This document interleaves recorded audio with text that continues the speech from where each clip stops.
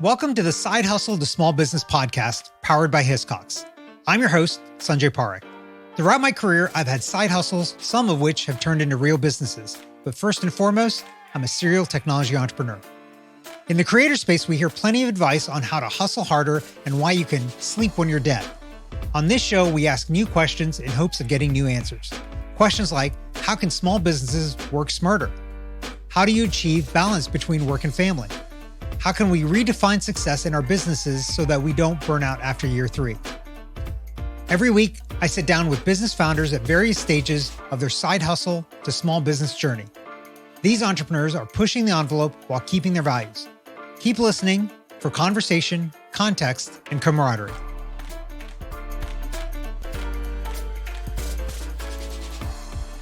Today's guest is Patty Durrell, the founder of Rock Solid Fitness, based in Dunedin, Florida. Patty, welcome to the show. Thank you, Sanjay. I'm really excited to be here with you today.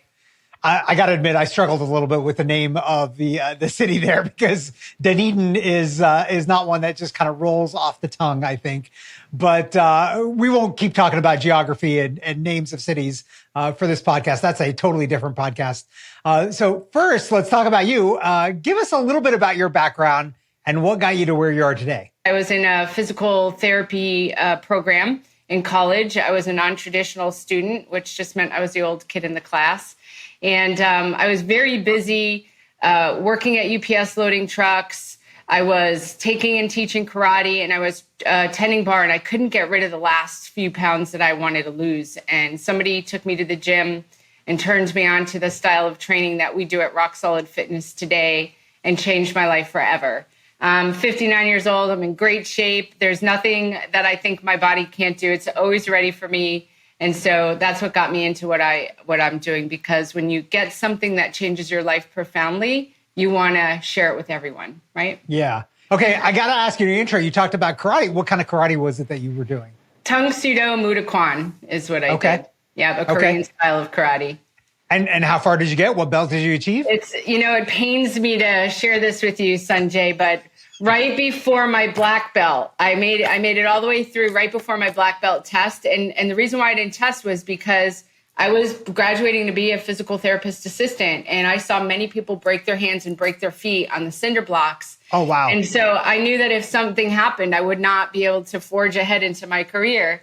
And so I quit. But I know my ex-husband came up when we first moved to Florida and snuck up behind me in the closet. And I didn't know it was him, and I didn't think there was anyone in the house, and I flipped him into the shoe rack. So I know I still have some skills, Sanjay. It's good to keep those skills sharp. Maybe not necessarily on family members, but it is what it is. That's what they get for sneaking up on you, I suppose. That's exactly right. Instincts kick in, right?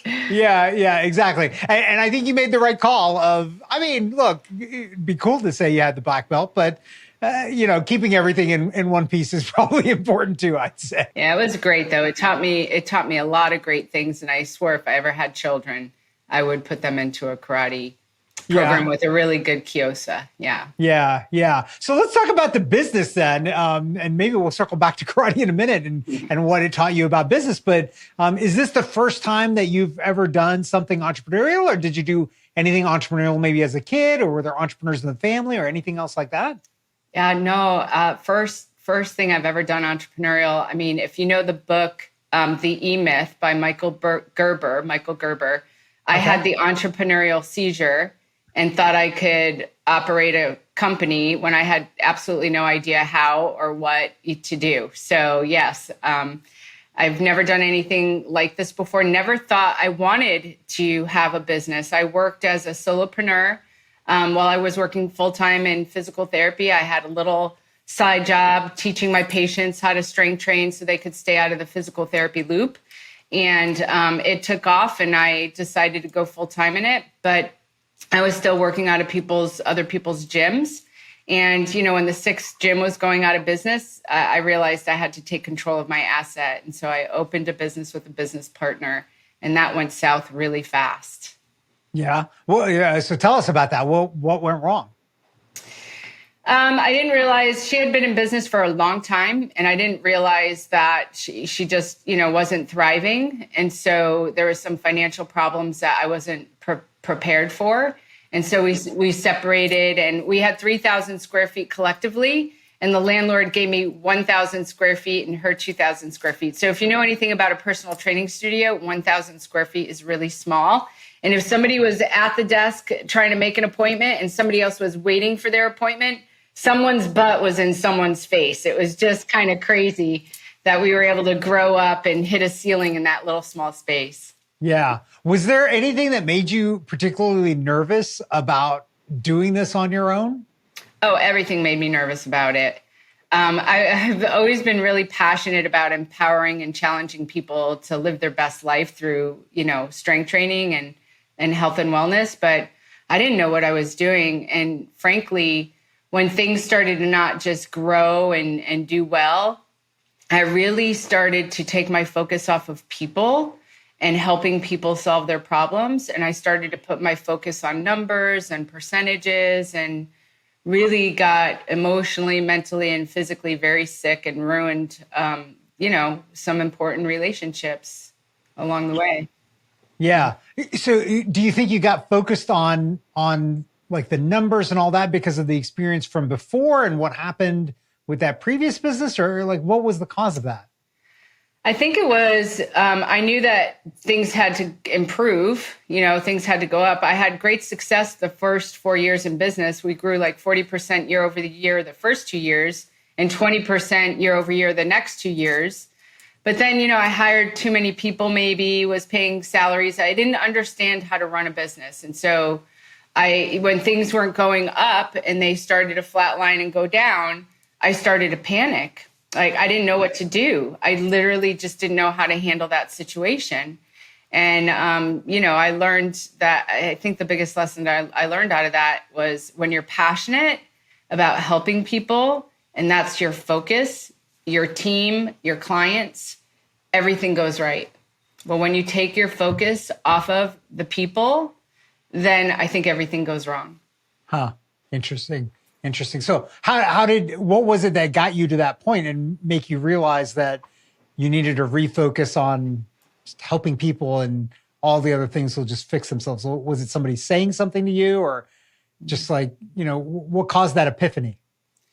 I think it was, being at odds with my husband. Like, we were best friends and madly in love with each other. And he and I both started to resent the business.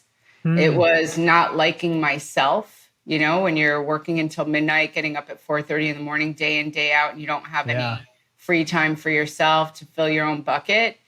I didn't like who I was. I didn't like me. I got physically sick, like really sick, where I was scared about my health. Yeah, I lost sight of what was most important in life. And I could, my passion was gone. The passion for what I love to do was no longer a part of me or my business. Yeah. So let's step back to the beginning there. And, starting this out, how did you find your first clients and get them to sign up? I mean, you're a brand new place. There's probably a sea of places that they could go to. How did you make them, how did you find them, or they find you? And how did you convert them into long-term customers? Yeah. So, I worked out of other people's gyms. So there was always people on the floor that if I went over and gave some free advice to, or just kind of helped in their own program, they might be interested in working with me. But the main way I did it was I worked in outpatient orthopedics for a while, and I worked on a traumatic brain injury team. And my ex-husband also worked in outpatient orthopedics. So patients really that were stuck in the physical therapy loop, right? They would not do their home exercise program and they would come back in with the same problem. If I could teach them how to strength train on their own, they wouldn't need physical therapy any longer. So that was really, I had that kind of already set up when I was working out of other people's gyms. So when I opened my own place, they were used to following me around. This place went out of business, and we went to a second place, that went out of business. We went to a third place, it went out of business. We went to a fourth place, it went out. So I was at the sixth place, and I was like, I know this place is going out of business. I recognize these signs. And so, I always lost some clients in the process, but right. For the most part, and referrals, and then marketing, having a passion. I think when you're passionate about what you do and you want to help people and change their life and you talk about it, they get excited about it too. Yeah. Yeah. So let's talk about that. How did you differentiate Rock Solid Fitness really in that sea of all these fitness places and things that they could do? And nowadays, people just think that, I just go on YouTube and watch some things and do it at home, whatever, right? Like, how do you differentiate yourself in that? I love that question. We bridge the gap between physical therapy and personal training. We do high intensity, safe strength training. And we trademarked that because I think there's a lot of intense exercise programs out there, but they're not safe. And I think there's a lot of exercise programs that don't push you hard enough. So we really push you really hard, but we keep you safe first. So, yeah, I think we also differentiate ourselves in education. We're constantly educating our members. Every single coach that I hire has to go through an apprenticeship first, so they understand the human body and how it moves and what, the risk reward to exercise and injury, how to overcome injury. So we really, I stand on the rock that says there's nobody like us out there. There's people that are similar, but there's nobody like us. And we're excited about that. Yeah. Interesting. Okay. Let's talk about you talked a little bit about the kind of training staff and, making sure that they are in that right place to be able to deal with clients. But let's talk about the first part of it. How do you find the right people for something like this? Like maybe it's not finding people that have worked at other places before because they might have those bad habits that are hard to unlearn. And we've seen that in so many industries, right? Where employees, they're not as good as somebody that knows nothing because you've got to unlearn that stuff. So how do you think about that in terms of the people that you hire? And then how is it that you get them to that place where they know enough that then they can become useful in the business? It's a great question. And it's changed over the years. So I've been in business 14 years, Sanjay. And in the beginning, it was just, they needed to have a degree in exercise science or a related field. And I liked them to come out of college so that I can kind of form them into, our style of training. We used to, just pour our hearts into training them. And that was part of their onboarding process. And also, to make them a believer in what we do, because these younger folks that come out of college, if they're in exercise science programs, sometimes they've been a part of research or they're in an exercise program that is nothing like ours. Ours is 25 minutes, full body, twice a week.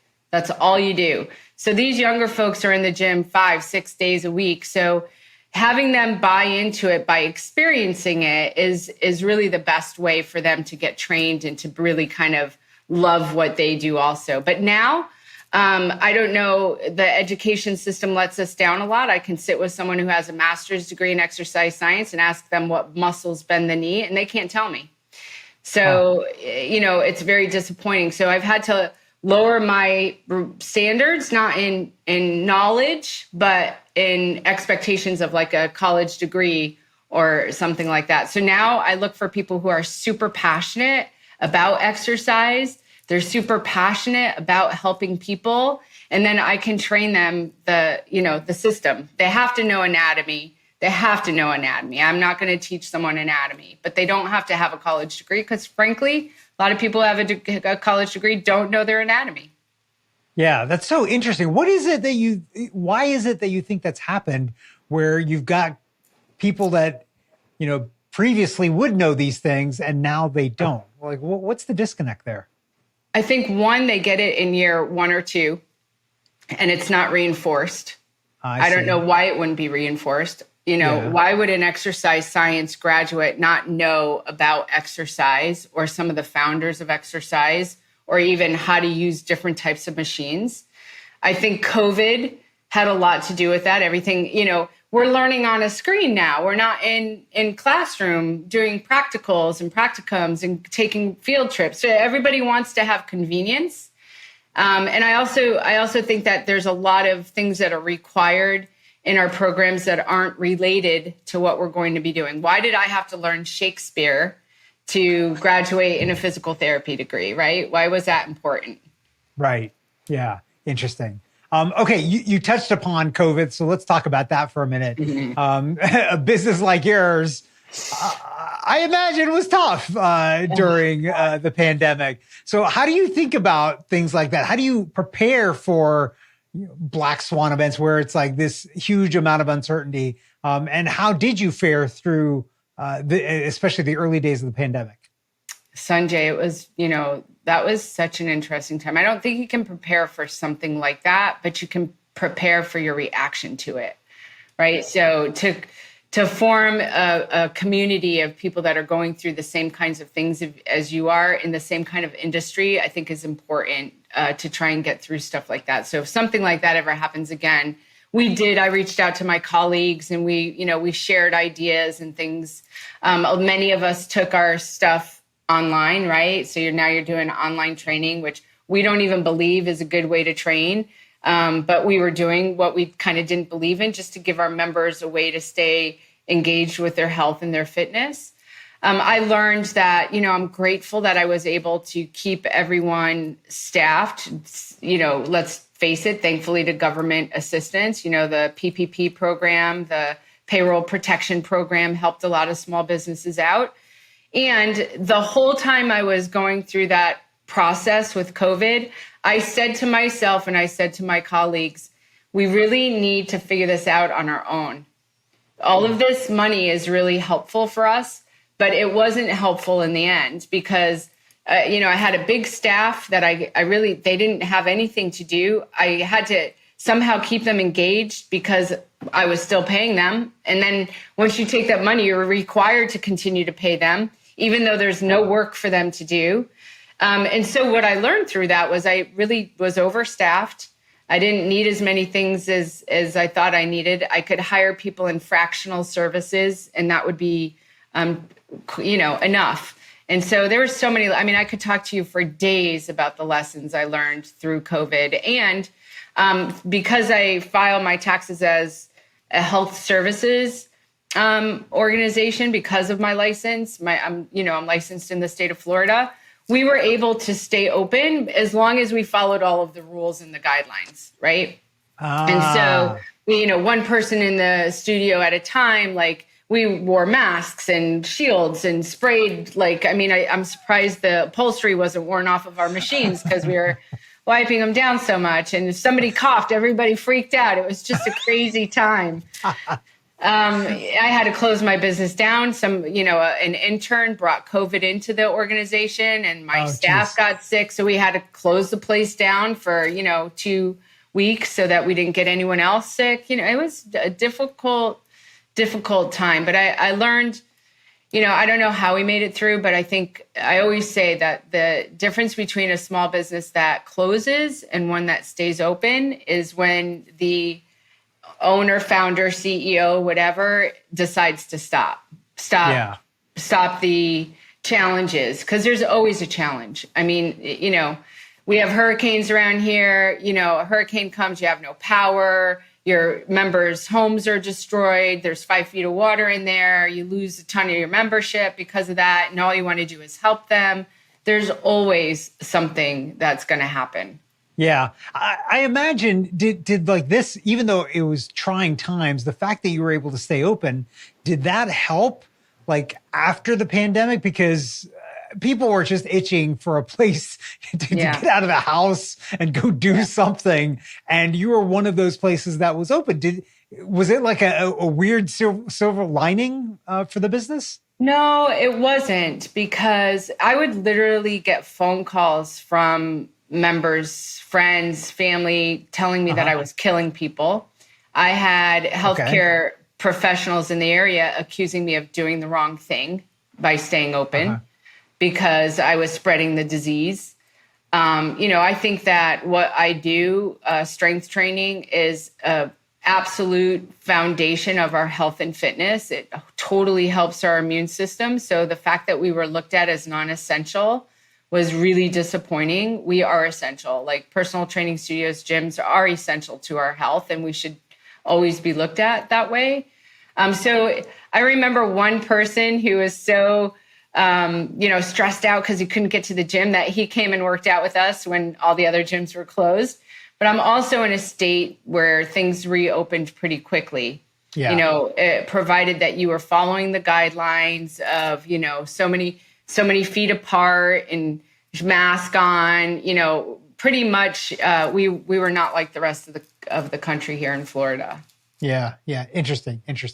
Okay, let's talk about boundaries and how do you set these boundaries for yourself and keep work separate from personal life? Like, how do you think about that for yourself? I can imagine, like, in the business that you're in, like, you think about these things like almost all the time, like the way you're lifting, even for yourself personally. And so business somehow seeps back into it. But how do you think about that for yourself?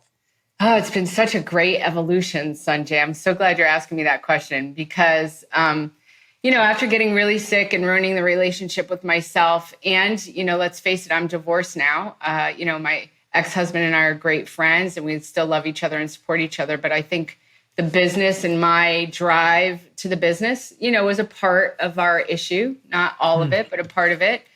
So now, I safeguard my time. I am out in nature every day. I make sure that I eat healthy meals. I'm drinking water. I take care of me first, really. And so that's the first boundary. If I don't fill my cup up, I have nothing to give to anyone else. And it took me getting really sick, losing sight of me. I was walking around like a walking contradiction for years in my business. I was drinking too much. I was stressed out. I was blaming people. I had all these people problems because I was blaming people. I hardly slept. That's not what we promote at Rock Solid Fitness. We right. promote the opposite. And so I felt like a walking contradiction. So Boundaries for me, Boundaries is a great book by, I think it's Henry Cloud.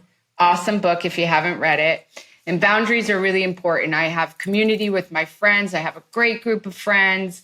And I just make sure this morning, I set my alarm for 5:15 so I could get up and walk before I went to work. And when that alarm went off, I was like, I need another hour of sleep. You'll walk later.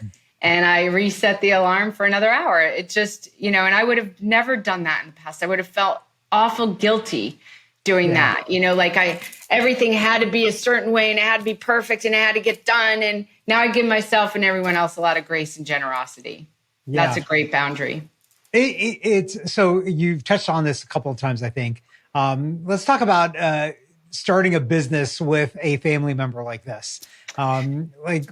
What thoughts do you have? Like, lessons learned? How do you do it well? How do you not do it well? Like, what is your feedback on that? The first thing I'm going to say, Sanjay, is when two people get married and one didn't want to have children and the other one did, and then maybe get married and then it flip-flops. The one who wanted children no longer wants children and then the other one does. That's kind of what happened with my ex-husband and I. Like he kind of put the idea in my head of having a facility. And then when it came time where I wanted one, he wanted no part of having a facility. So, but was always super supportive, always supportive of me, but it was really my baby. So it wasn't ever something that he wanted to build or wanted to, of course he wanted it to grow for me, for us. And of course he was super supportive in the things that I did for that. But anytime that I would, I don't recommend it. When I had my partner, a guru of mine who's been in this business forever and is one of the top, gym owners in the world, put his arm around me and said, yeah, you shouldn't have a partner. And I was in the honeymoon stage with my partner at that time. And I was like, he thinks everyone else has a problem. I'm going to be fine. We're going to be a great partnership. And then we weren't a great partnership. And he told me that one person usually winds up doing more work than the other. And there's resentment that sets in. And so I think a lot of times I look to my husband to kind of save me. He was really smart. He's the one that turned me on to the strength training style that we do. And nobody's going to save you. Nobody's going to show up for you. You got to find that within yourself. And I think partnerships, you need to have every idea of what could happen between you with an exit plan for that idea. If you're going to form a partnership, like what happens if this, what happens if that, what happens if this, what, and have a plan for that before you enter into the partnership. So no, I don't recommend partners. I don't. Yeah. I don't recommend a partnership. Yeah. Interesting. Okay. Okay. Let's peek behind the curtain. A lot of times, I talk to folks that are in a business and they're helping other people with that thing, but then it's much more interesting to see what they do themselves, right? So what is your exercise routine and how do you make time for it in the day when it's you're there every day helping other people exercise? So how do you do that for yourself? I love that question too, Sanjay, because we take the excuse that I don't have enough time out of the equation with our workout program. Our program is 25 minutes twice a week. So it is literally written in my schedule every Tuesday and every Friday. Okay. And we train, none of us at Rock Solid Fitness train by ourselves. We all train with a coach. So it's on the Rock Solid Fitness calendar too, that I have an appointment. So I make an appointment with myself and I show up and I do it. And, like I said, I didn't walk this morning. I'll walk this afternoon. Every day I need to get out. I need to walk. I need to bike. I need to get up on my stand-up paddleboard. And I also have a stationary Airdyne in my office. So if I can't do it, I'll get on that bike for 20 minutes and knock it out. But I also give myself grace. We talk about the 80-20 rule with our members. Like, we don't want them to strive to be perfect and drive themselves crazy. I try to cook healthy meals. If I go out, I try and choose a healthy choice. But that's not all the time. Sometimes I have pizza, and people love to catch me eating pizza, or whatever. I have chocolate often, but it's one piece. So I think the 80-20 rule, we try and be really good 80% of our life, because 20% of our life we're not in control. So I think I do exactly what I recommend everyone else does, and I'm not perfect. Yeah. You hit upon my two favorite foods there, and totally weaknesses, man, pizza and chocolate. That's just hard to beat. Okay, last couple of questions here for you. Now, thinking about this, you've been doing this for quite some time, pre-pandemic, post-pandemic. Is there something that now, like knowing what you know now, that thinking like you'd be like, okay, if I could go back in time, I would do this differently, knowing, of course, that your outcome would change by doing this, but just by the fact that, now you're so much smarter and you've learned these lessons. Is there something that stands out to you like that? Yes, I would have gotten a small business loan immediately. And I would have used that money to pay myself and invest in the organization right away, rather than feeling like I needed to fund everything myself. I would have definitely done that. Although I say that, it's also very difficult when you're a female. I'm just going to say it. I never thought I would say that, Sanjay, ever. I thought females were crazy that would complain about this. When you go to a bank, first of all, the gym business is notorious for not doing well. So bankers don't like to loan money. But when you're a woman, like I literally had a banker look at me and say, "Oh, is this a hobby that your husband's letting you do?" So, wow.